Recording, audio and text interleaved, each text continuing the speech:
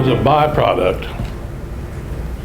of getting kids to do the right things, okay?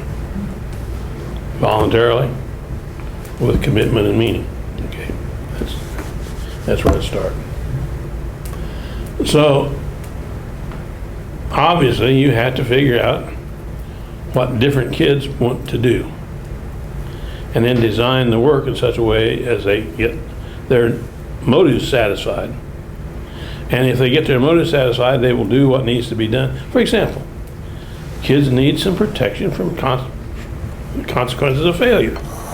So if you got kids who, in this learning activity, have experienced nothing but failure, if you're going to get them to do the stuff they need to do in order to learn the stuff you want them to learn, you're going to have to be unusually attentive in that case to protecting that kid from the consequences of failure. I mean, negative consequences.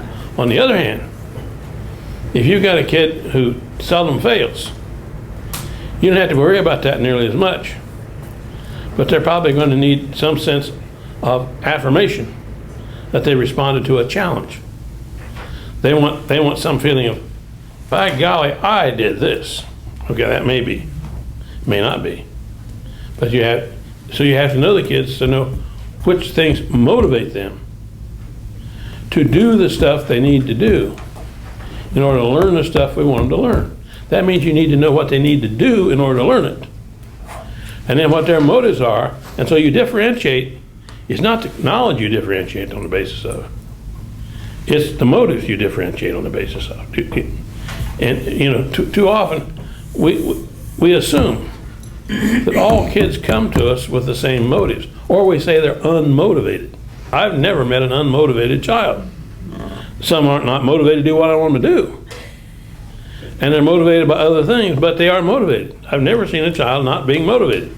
The real question is finding out what their motives are, and then designing work that appeals to those motives. You know, and I've tried to list 10 things, 10 areas that provide you with a heuristic device that allows you to think about ways of categorizing student motives. They'll kind of fall within this big range, and so you differentiate based upon kids' motives at a particular point.